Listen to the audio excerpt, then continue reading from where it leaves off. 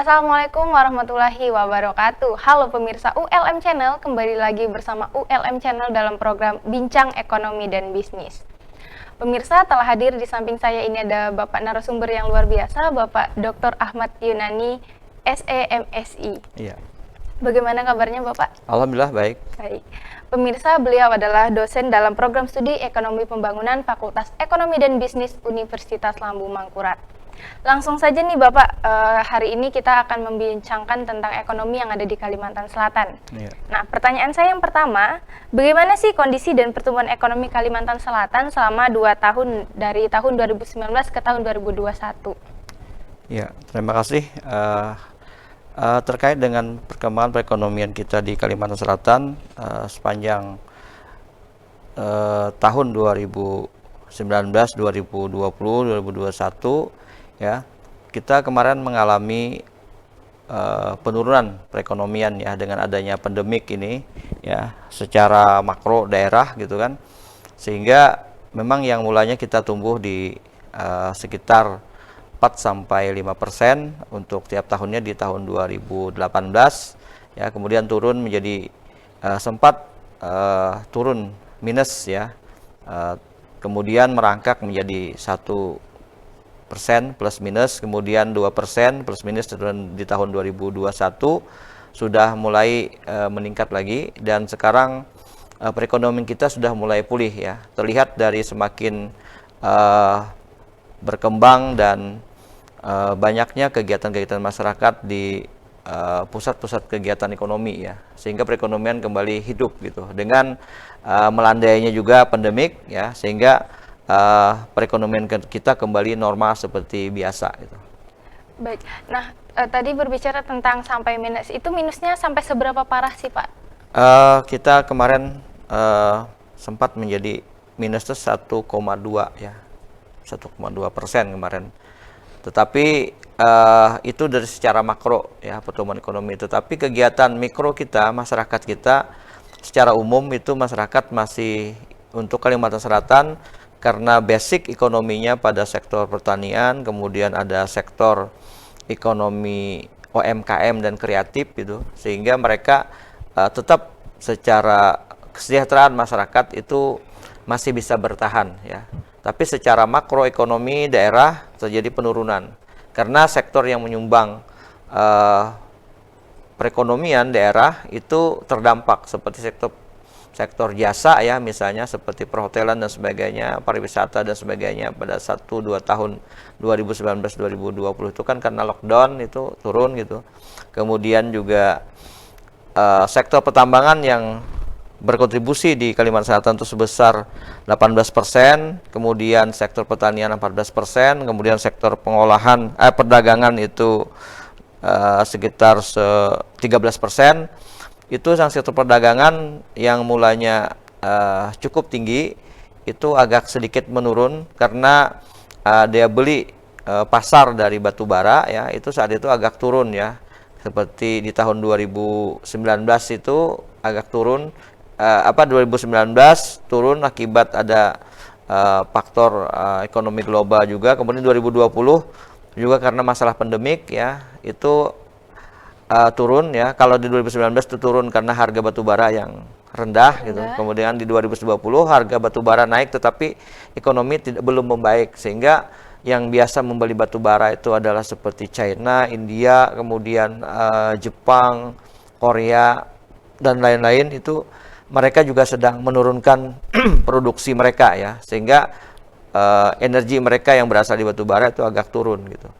Nah, jadi perekonomian kita secara umum yang Kalsel ini banyak didukung oleh batu bara itu agak sedikit menurun. Tetapi kemudian dengan naiknya harga di tahun 2021 ini gairah penjualan batu bara kembali meningkat, sehingga produksi ya batu bara yang dijual ke luar negeri itu menjadi meningkat juga, dan ini berkontribusi terhadap perekonomian nasional dan termasuk juga perekonomian daerah. Walaupun perekonomian daerah kita masih juga banyak ditopang oleh sektor pertanian ya. Sektor pertanian diantaranya adalah kelapa sawit mungkin ya, yang menjadi salah satu sektor yang cukup banyak tumbuh di Kalimantan Selatan ya, karena perkebunan kelapa sawit baik yang masyarakat maupun yang korporat ya, perusahaan, itu luasannya cukup besar di Kalimantan Selatan ini, yang tersebar di beberapa kabupaten di Kalimantan Selatan. Baik, tadi kita sudah bicara tentang persen-persenannya. Sekarang kita dalam bentuk kasarnya nih Pak, seperti yang terlihat oleh mata kita, seperti apa sih dampak dari ekonomi dari 2019 ke 2021 itu di Kalimantan Selatan ini kepada masyarakatnya? Masyarakat Kalimantan Selatan ya, terutama di Kalimantan Selatan ini ternyata masyarakatnya adalah masyarakat yang mereka cukup tangguh ya, menurut saya cukup tangguh. Mereka, jiwa mereka itu cepat menyesuaikan ya terhadap keadaan perekonomian yang ada, sehingga apapun perekonomian yang terjadi mereka bisa menyesuaikan dengan contohnya misalnya sebelumnya sektor seperti industri ya, yang mereka ini biasanya dengan bahan baku kayu ya, kayu berkurang, mereka bisa dengan baja ringan gitu kan ya, sehingga industri-industri itu berkembang di seperti lemari, kursi dan segala macam itu.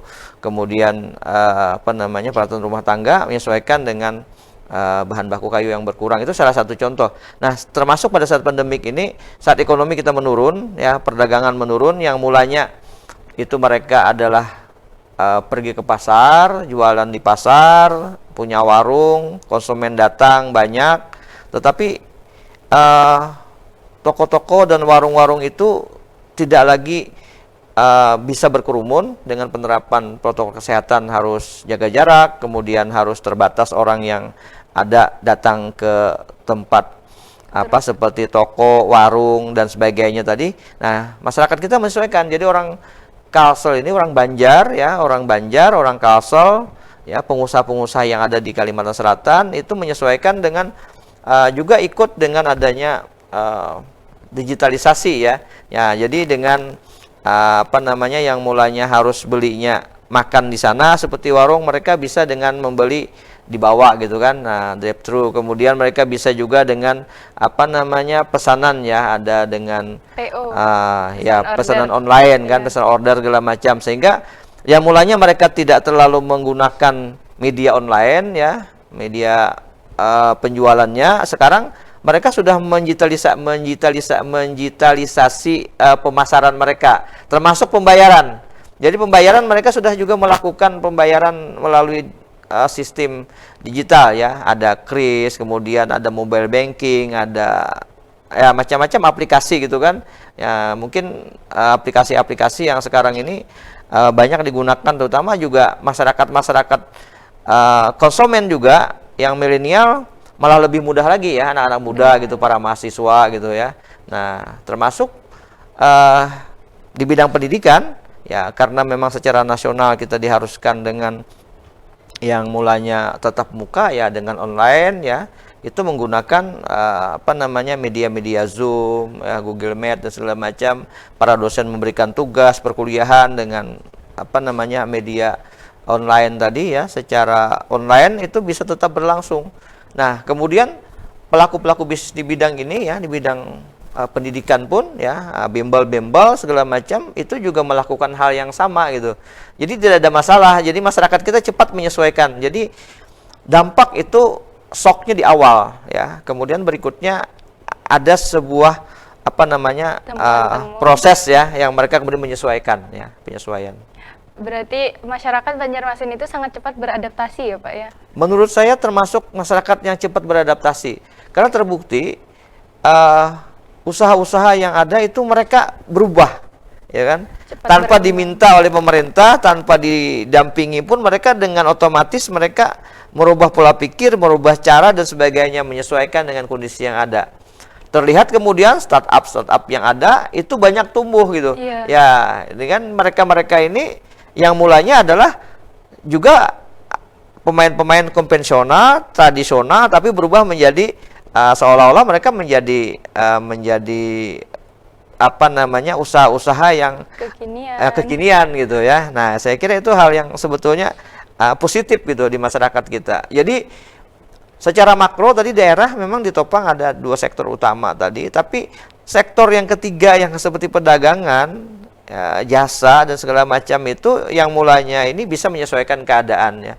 Industri pun ya mereka dengan bahan baku yang ada juga bisa menyesuaikan. Tapi Bapak, biasanya kan untuk teknologi ini ramah kepada orang-orang yang masih tergolong muda. Nah, di Banjarmasin sendiri itu kan banyak seperti di pasar itu seperti yang sudah lansia itu Pak. Itu kan mereka tidak mengerti penggunaan digital. Saya kira lansia sepanjang mereka juga menggunakan HP, dengan HP yang sekarang semakin canggih, semakin mudah gitu kan. Kemudian mereka bertransaksi, berinteraksi juga harus menggunakan HP. Walaupun lansia tidak ada masalah sekarang ini. Jadi ada anak muda, dari anak-anak kecil itu, dari balita pun sudah pegang HP gitu kan. Kemudian yang anak-anak SD, SMP, SMA itu apalagi yang kuliah gitu. Dan termasuk yang lansia pun kelihatannya kalau saya perhatikan itu mereka itu tidak gaptek lagi ya. Tidak menutup kemungkinan mereka juga gaul ya Pak ya? Ya, bahkan mereka lebih gaul kadang. karena orang-orang yang tua atau yang lansia ini, mereka seperti kembali menemukan permainan baru gitu kan. Nah, itu secara ini juga menambah semangat kehidupan, menambah semangat berekonomi juga, dan itu berdampak terhadap ekonomi juga ya. Karena mereka akhirnya melakukan transaksi-transaksi di situ.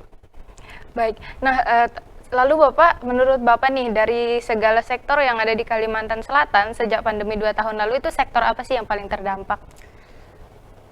Yang paling terdampak, saya kira mulanya itu sektor jasa ya, sektor jasa. Sektor jasa, ya, seperti perhotelan, ya, penginapan, segala macam, itu karena orang tidak ada kegiatan ya, jadi sedikit karena izin untuk kegiatan-kegiatan yang mulai di hotel, perhotelan itu pertemuan-pertemuan yang menggunakan fasilitas hotel di Banjarmasin yang sangat banyak hotel dan penginapannya, saya kira pertemuan-pertemuan dibatasi sehingga sektor jasa itu terdampak. Ya, kemudian sektor perdagangan agak menurun sedikit gitu.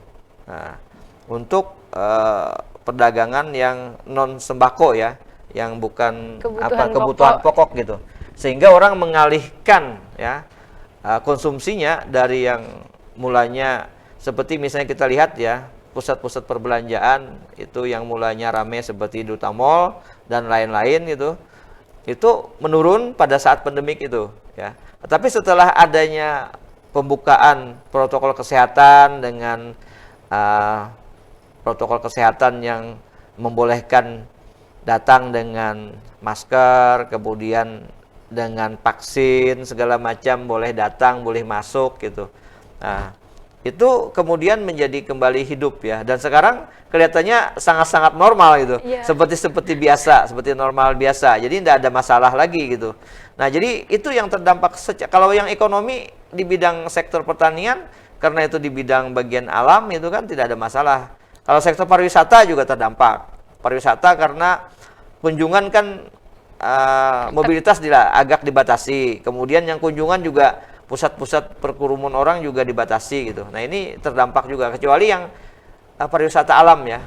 Nah, itu juga pariwisata alam yang sifatnya dibuka untuk kemudian ada menghasilkan PAD dan segala macam itu karena ini adalah regulasi dari pemerintah juga dilarang ya. Seperti di Kalimantan Selatan ini terdampak seperti Siring ya kemarin misalnya.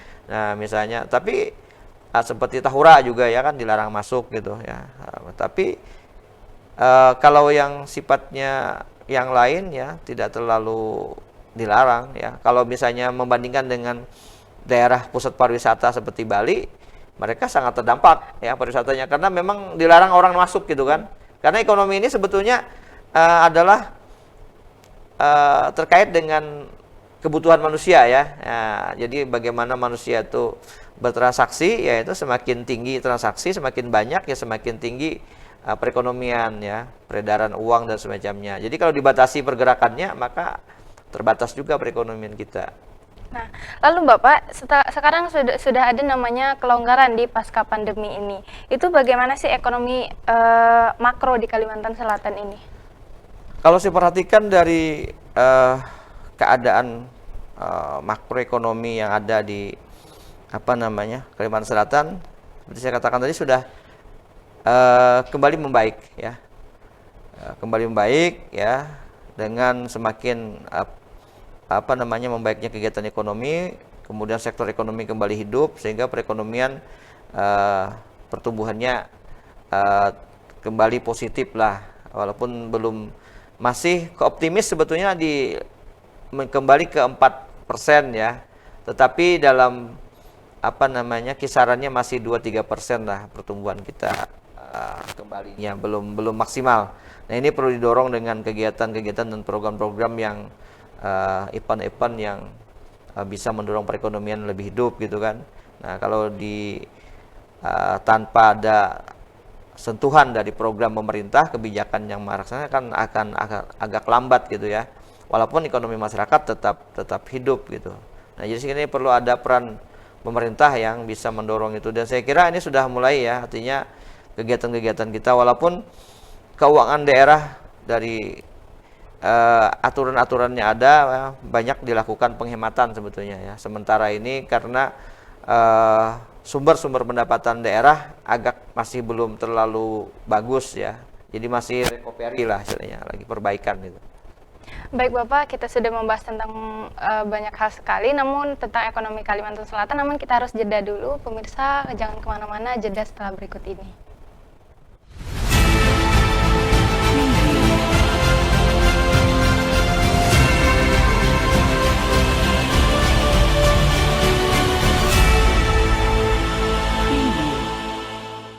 Pemirsa, terima kasih karena masih bersama kami. Kita lanjutkan kembali obrolan kita. Bapak, ya. Tadi kita sudah membahas tentang ekonomi di Kalimantan Selatan. Nah, ya. Sekarang kita beralih ke objeknya, faktanya gitu ya. Nah, Bapak, menurut Bapak nih, sektor apa yang harus menjadi prioritas untuk didorong untuk recovery ekonomi Kalimantan Selatan nih, Pak?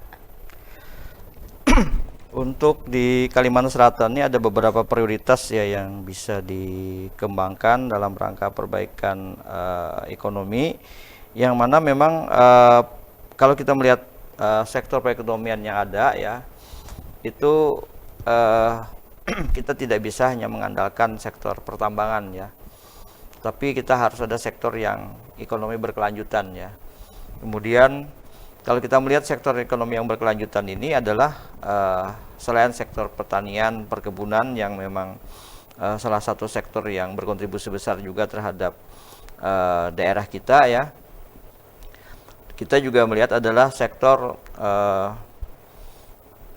pariwisata dan ekonomi kreatif ya, yang harus didorong oleh pemerintah daerah untuk bisa difasilitasi, karena sektor ini kelihatannya itu cukup dekat dengan karakter masyarakat Kalimantan Selatan ya. Artinya potensi pariwisata kita luar biasa kan. Coba kita lihat pariwisata yang religius itu sangat banyak ya di Kalimantan Selatan ya. Kalau kita melihat sebetulnya kemarin kalau data ya, kita waktu haul guru sekumpul itu mencapai 1-2 juta orang itu kan berkegiatan di sana. Kemudian haul Datu Kelampayan itu ratusan ribu itu juga terlibat di situ. Kemudian kalau kita perhatikan yang lain-lain ya, untuk kegiatan kunjungan masyarakat Kalimantan Selatan ke objek wisata ya, yang religi ini cukup banyak ya. Ada Datu Sanggul, Datu Kabul gitu kan. Kalau di Tapin itu ada, kemudian Datu Nuraya gitu ya, Datu Kabul, Datu yang lain pun termasuk di sekarang objek wisata Guru Kapuh gitu ya, di Kandangan itu. Nah, kalau yang alam itu kan ada Gua Batu Hapu ya, yang sangat sekarang ini menjadi salah satu tujuan wisata masyarakat, itu adalah di Loksado ya, bambu rafting gitu ya. Itu banyak kegiatan-kegiatan masyarakat yang sekarang ini mereka datang ke sana bersama keluarga maupun bersama kolega di kantor melakukan kegiatan pariwisata alam di Loksado. Kemudian juga ada Kiram Park ya. Nah, juga itu juga wisata yang juga cukup banyak didatangi masyarakat. Sedangkan di Banjarmasin sendiri yang sudah eksis ya, ada pariwisata Pasar Terapung di Siring, Tendian ya, yang di situ susur sungai gitu kan. Kemudian juga nanti connect dengan pariwisata Pasar Terapung Lok Baintan gitu ya. Nah, ini kan adalah sektor-sektor yang harus didukung untuk prioritas bagaimana kebijakan dan dukungan agar pariwisata ini berkembang. Tentu harus juga masyarakatnya juga adalah oleh-olehnya ya kan, berarti kan ekonomi kreatif itu kan industri kreatif untuk di bidang pariwisata juga berkembang, dan ikutannya tentu saja namanya berwisata itu kan menginap ya. Artinya masyarakat itu yang kalau dari luar ya wisatawan dari luar itu diharapkan bisa menginap di Banjarmasin. Kalau apakah dari Kalimantan Tengah atau dari Kalimantan Timur, regional atau juga dari nasional. Dan yang terbanyak sebetulnya pengunjung di Kalimantan Selatan di Banjarmasin ini daerah tetangga, yaitu Kalimantan Tengah ya. Jadi orang-orang Kalimantan Tengah tuh banyak berwisata di Kalimantan Selatan itu. Nah, ini salah satu faktor yang mereka datang tentu membawa uang ya dan melakukan transaksi mereka berbelanja di sini gitu. Nah, jadi itulah yang menyebabkan perekonomian Kalimantan Selatan itu hidup gitu. Nah, jadi saya kira prioritas yang bisa didorong untuk secara ekonomi yang langsung bersentuhan dengan masyarakat itu. Tapi kalau yang perekonomian yang secara nasional ya, yang ekspor, saya kira batu bara itu kan berkontribusi terhadap perekonomian nasional ya kan. Kemudian CPO dengan nilai jual yang sekarang ini meningkat tinggi itu juga berdampak terhadap perekonomian nasional. Kalau terhadap daerah hanya dampak ikutannya saja ya. Dampak ikutan itu dalam artian tenaga kerja ya, orang berusaha, dan kemudian supply terhadap perusahaan tersebut gitu kan, yang berasal dari daerah itu biasanya bisa meningkatkan perekonomian daerah. Tetapi yang dana bagi hasilnya gitu kan, yang baik royalti ya, kemudian yang dana bagi hasil yang diterima daerah yang tambang batu bara gitu kan, itu dari kabupaten yang ada gitu ya, tidak semuanya itu menyerap dengan sangat baik, masih ada yang kurang bisa menyerap gitu kan. Nah, seperti misalnya daerah-daerah tertentu itu secara Kota Baru sendiri ya, sebagai penghasil batu bara itu serapan dari dana bagi hasilnya itu masih tidak maksimal gitu ya, termasuk juga Kabupaten Banjar gitu ya. Nah, itu yang cukup bagus serapannya itu ya, salah satunya mungkin Kabupaten Tapin ya, Tabalong gitu ya, Balangan gitu. Nah, jadi daerah-daerah yang penghasil tanah laut juga cukup bagus serapannya ya. Cuman tadi Banjar dan Kota Baru ya, HSS itu serapannya masih tidak terlalu maksimal ya. Jadi saya kira kalau dari sisi sektor makro dan mikro ini saling berhubungan ya. Nah, lalu Bapak, ini kan kita di Kalimantan Selatan terkenal dengan batu bara dan kelapa sawit. Nah, secara ini menurut Bapak apakah ini bisa menjadi penggerak ekonomi di Kalimantan Selatan? Kalau kemudian diarahkan untuk bisa menjadi penggerak ya, saya kira kemarin tahun 2021 ya, ada peresmian pabrik terkait dengan biodiesel ya oleh Presiden Joko Widodo gitu kan di Batu Licin ya. Saya kira ini kalau bicara nanti industri yang berbasis hasil dari kelapa sawit, ini salah satu langkah strategis ya, agar nilai tambah dan efek ya dari adanya kelapa sawit di Kalimantan Selatan itu lebih berasa gitu, lebih berdampak signifikan ya, dengan adanya pabrik tadi, tidak hanya pabrik CPO saja ya. Nah, pabrik CPO kita terkadang kita untuk nilai tambah yang lebih besar itu CPO kita masih banyak dikirim ke luar Kalimantan ya. Bahkan kita hanya menghasilkan bahan setengah jadinya gitu. Yang jadi minyak goreng pun kita tidak dari Kalimantan Selatan masih ya. Masih dikirim ke luar Kalimantan dalam pengemasan dan sebagainya. Nah, saya kira ini kan langkah strategis dengan juga membuat perusahaan yang bergerak di biodiesel ini ya, saya kira itu akan bagus ya. Kalau batu bara saya kira lebih banyak kita masih menjual langsung batu bara ya. Nah, jadi ini dampak secara nilai tambahnya masih kecil ya. Nah, ini kita belum menemukan cara yang terbaik sebetulnya supaya batu bara ini maksimal dalam berkontribusi. Tetapi dia berkontribusi dari nilai ekspor, dengan produksi nilai ekspornya besar, yaitu kita cukup besar. Tapi dalam nilai tambah dari batu bara itu mah agak sulit ya. Karena kalau diolah itu pasarnya belum tersedia dengan baik seperti kokas batu bara gitu kan. Nah, seperti briket batu bara dan semacamnya itu masih sangat terbatas ini ya. Kalaupun kita menjual ke PLN ya, itu masih kalori yang rendah ya. Jadi perusahaan-perusahaan yang di dalam negeri itu penggunaan batu baranya penggunaan batu bara yang kalorinya rendah.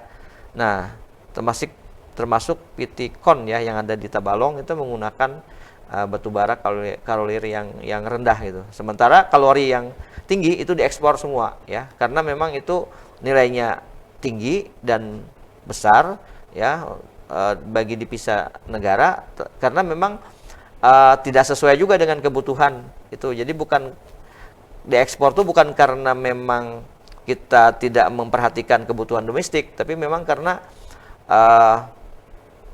batu bara tadi memang cocoknya yang kebutuhannya permintaan dari luar negeri gitu. Di dalam negeri permintaannya yang kalorinya rendah gitu, sehingga itu sebenarnya tercukupi saja. Ya, kalau kemarin ada penahanan ekspor itu mungkin dalam rangka supaya memastikan agar kebutuhan dalam negeri itu memang tetap terjaga ya. Berarti Bapak kedua sektor ini seharusnya dapat diandalkan ya? Sekarang sudah jadi andalan. Oh, sekarang ya, sudah jadi andalan gitu. Nah, tinggal sektor mana yang secara berkelanjutan bisa dioptimalkan untuk daerah. Salah satunya ya sektor perkebunan, kelapa sawit tadi ya. Tapi kalau yang pertambangan saya kira ini ada masanya nanti dia akan habis gitu ya. Jadi bagaimana perubahan pengelolaan batu bara yang ada ini nantinya jangan sampai habis batu bara kita tidak bisa mendapatkan apa-apa. Nah, dari hasil itu mestinya kita harus harus banyak mendapatkan nilai tambah di situ kan. Nah, sebetulnya di situ ya. Jadi kalau batu bara itu saya kira agak sulit untuk bisa berkelanjutan karena memang dia bukan renewable ya, unrenewable, jadi tidak bisa diperbaharui gitu. Nah, tadi Bapak sudah mengatakan nih kalau batu bara ini tidak bisa diperbaharui. Lalu Bapak kan kita juga sendiri tahu kalau tambang batu bara dan sawit ini terbatas pada kebijakan pusat ya Pak ya. Nah, ini menurut Bapak sektor ekonomi apa lagi yang dapat didorong untuk membackup nih perekonomian ini? Nah, jadi saya kira memang kebijakan pertambangan kemarin kan dialihkan ke pusat ya. Tetapi ada beberapa izin-izin kemudian yang kemudian dikembalikan ke provinsi itu. Dan saya kira karena memang sudah berbagi tugas antara pusat dan daerah, kemudian pusat, provinsi dan kabupaten, saya kira masing-masing kabupaten kota ya, termasuk provinsi harus bisa membaca peluang dengan kebijakan dan kewenangan yang diberikan. Jangan terpaku dengan kewenangan yang terbatas ini lalu tidak melakukan suatu kebijakan yang bisa meningkatkan perekonomian daerahnya. Itu hal yang kurang tepat sebetulnya. Jadi pemerintah daerah dengan kondisi yang ada harus bisa membaca peluang. Katakanlah yang harus dilakukan adalah pemerintah daerah bagaimana dia bisa menjadi partnership ya dari investasi yang baik batu bara maupun kelapa sawit kelapa sawit ini ya, partnership dalam hal bisa membackup kedua sektor ini dengan mengambil sisi di mana daerah bisa mendapatkan keuntungan ya. Misalnya tadi saya katakan biasanya kan dengan adanya investasi langsung seperti kelapa sawit dan batu bara ini, maka perekonomian di sekitar tambang, sekitar perkebunan dan segala macamnya, di situ banyak kegiatan ekonomi berkembang. Kota itu menjadi tumbuh ya. Nah, jadi disitulah kita bisa membangun kota itu, membangun daerah itu, terbukti dengan Kabupaten Balangan dan Tanah Bumbu ya. Itu dua daerah yang berbasis hanya kecamatan, kemudian di situ ada pertambangan, di situ ada perkebunan sawit ya. Itu tumbuh menjadi kota gitu. Nah, inilah sektor perdagangan dan jasa dan industri yang kemudian tumbuh dengan adanya leading sektor, adanya batu bara dan perkebunan kelapa sawit ini menjadi tumbuh. Bagaimana akhirnya ini didorong agar tetap bisa berkelanjutan ya, kegiatan yang lain ya, yang sesuai dengan kewenangan kabupaten kota gitu ya. Nah, jadi kita kadang-kadang tidak mati pikir ya dengan hanya kewenangan yang kecil diberikan oleh pemerintah pusat, kemudian kita tidak lagi melakukan kegiatan, itu sesuatu yang kurang tepat menurut saya. Baik Bapak, tahan dulu. Pemirsa jangan kemana-mana, kami akan kembali setelah jeda berikut ini.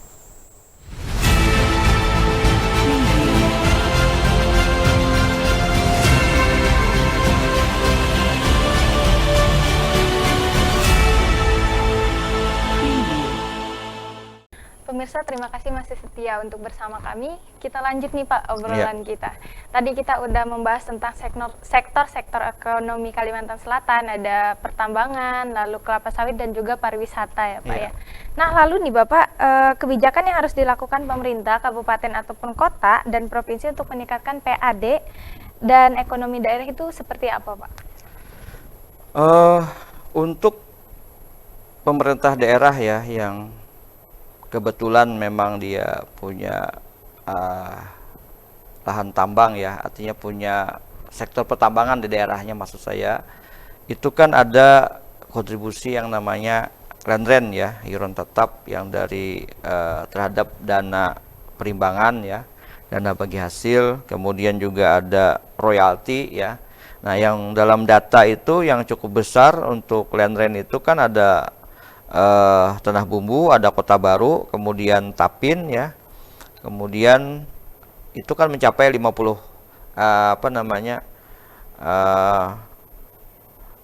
cukup besar ya.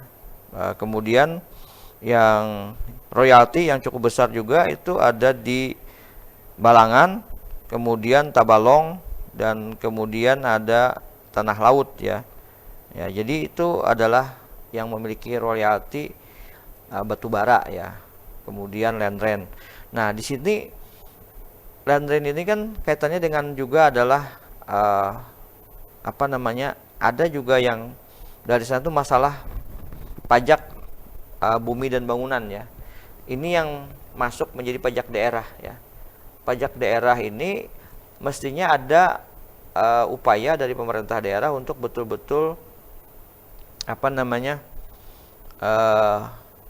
mendata dan kemudian menetapkan nilai jual objek pajak tanah gitu ya, yang dimana perusahaan-perusahaan sawit, perusahaan batu bara itu mereka memiliki lahan gitu kan, mereka harus bayar pajak PBB-nya gitu kan. Nah, termasuk juga perusahaan-perusahaan yang lain atau misalnya masyarakat umum pun juga itu juga harus bayar PBB.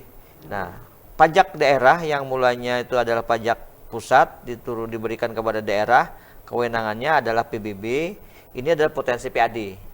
Nah, kalau data PAD-nya bagus, NJOP-nya kemudian dilakukan penyesuaian ya, nilai jualnya sehingga nilai pajaknya juga meningkat, maka pajak daerah itu akan meningkat juga. Karena dari pajak PBB ini ya, itu 75% diberikan kepada daerah, 25% untuk pusat.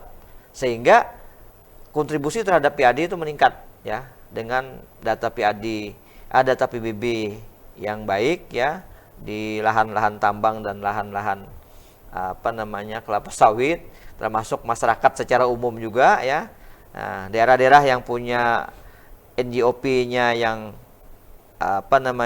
yang belum optimal dinilai dengan baik, yang terjadi perubahan alih fungsi lahan ternyata meningkat nilai jual tanah dan bangunannya, seperti misalnya di Banjarmasin di Batola itu daerah kawasan Hendil Bakti, kemudian daerah Kabupaten Banjar tuh Kertakhanyar dan Gambut, itu jalur yang berkembang yang nilai jualnya meningkat tinggi, maka PBB di daerah itu juga akan meningkat gitu kan. Nah, termasuk daerah-daerah di kabupaten kota yang lain ya, di pusat di jalan-jalan utama yang mulanya kurang berkembang menjadi berkembang. Nah, kemarin dengan adanya pembangunan jalan tol ya yang dibangun oleh daerah dari Banjarmasin, Banjarbaru kemudian ke Tanah Bumbu ya, itu nanti akan berdampak terhadap peningkatan pendapatan daerah juga kalau nanti kiri kanannya itu berkembang menjadi kawasan-kawasan yang potensial untuk untuk PBB ya, pajak bumi dan bangunannya akan meningkat. Nah, tapi kalau yang sekarang perlu ada perbaikan data lah paling tidak. Data-data untuk PAD ini kan harus disurvei betul ya. Jadi pemerintah kabupaten kota harus melakukan pemetaan dan pendataan yang baik agar objek-objek pajak dan distribusi daerah itu menjadi meningkat ya. Kalau distribusi daerah itu pelayanan ya. Kalau dibuat pelayanan maka ditarik distribusinya. Misalnya seperti parkir, nah dibikin lahan parkir ya, kita bisa menarik distribusi parkir gitu. Ya. Atau ada juga pajak-pajak daerah yang lain ya. Pajak untuk katakanlah misalnya, karena Kalsel ini adalah daerah yang pertumbuhan untuk warung makan dan restoran itu cukup bagus gitu. Nah, ini juga harus ada pendataan yang baik bagi daerah untuk melihat rumah makan yang memang dia itu punya potensi ya untuk bisa memberikan kontribusi terhadap pendapatan asli daerahnya gitu. Karena itu saja yang pajak bisa ditarik oleh kabupaten kota gitu. Karena yang sebagian besar kan memang ditarik oleh provinsi dan kemudian nasional ya oleh pemerintah pusat gitu. Kalau yang dari pertambangan dan kelapa sawit lebih banyak memang berkontribusi ke nasional gitu. Makanya daerah sering mengeluh ya. Nah, ini daerah dia bisa menyesuaikan dengan ikutan dari dampak adanya kedua sektor ini saja gitu, sehingga bisa meningkat perekonomian daerahnya. Kalau berharap langsung dari sana hanya dana bagi hasil yang mereka dapatkan, dana land rent, dana royalti gitu kan, dana bagi hasil yang mereka dapatkan. Tapi kalau yang daerah itu bisa dengan pajak-pajak daerah yang potensi tadi, yang katakanlah dengan dimulai dengan pemetaan dan pendataan yang baik gitu, sehingga peluang-peluang pendapatan PAD-nya meningkat gitu, tanpa harus kita kemudian mengeluhkan dengan adanya keberadaan sektor tambang dan kelapa sawit yang tidak banyak langsung berkontribusi. Tetapi sektor ini menjadi leading sektor yang bisa menarik ya sektor lain menjadi berkembang gitu, makin maju gitu. Semakin maju. Nah, Bapak terakhir nih Pak, saran dan masukan Bapak untuk masyarakat menghadapi ketidakpastian ekonomi di masa depan, lalu apa yang harus disiapkan untuk antisipasinya nih Pak? Masyarakat saya kira dengan kegiatan ekonominya yang ada gitu kan, jadi tinggal bagaimana dia meningkatkan kualitas dan produktivitasnya saja. Karena masyarakat Kalsel ini ya dengan tingkat kemiskinan yang rendah ya, kita terendah ketiga nasional ya. DKI paling rendah, kemudian Bali, kemudian kita gitu. Hanya sekitar kisaran 4% saja, termasuk pengangguran juga tidak terlalu tinggi gitu. Jadi masyarakat kita ini cenderung masyarakat yang punya kegiatan ekonomi yang baik dan mereka cukup sejahtera gitu. Nah, tinggal menjaga kesejahteraan itu mereka menjaga kualitas ya, kualitas berekonomi dan produktivitas mereka gitu. Karena orang Banjar, orang Kalimantan Selatan ya, cenderung memang produktivitas kita ini kita masih kalah dengan yang masyarakat pendatang ya. Nah, terutama misalnya dari Jawa gitu kan. Nah, karena mereka orang yang datang atau migran ini kan, orang datang itu kan mereka berjuang ya, sehingga mereka lebih semangat gitu. Jadi orang Kalsel juga orang Banjar terutama ya, masyarakat kita jangan mau kalah bersaing. Jadi tetap kita harus semangat dan harus berupaya punya produktivitas yang mengimbangi ya. Biasanya nilai positifnya dengan adanya warga pendatang yang datang ke sini, orang Banjar tuh cepat dia juga beradaptasi tadi. Nah, orang lain mampu memproduksi ini, orang Banjar juga biasanya ingin memproduksi hal yang sama gitu kan.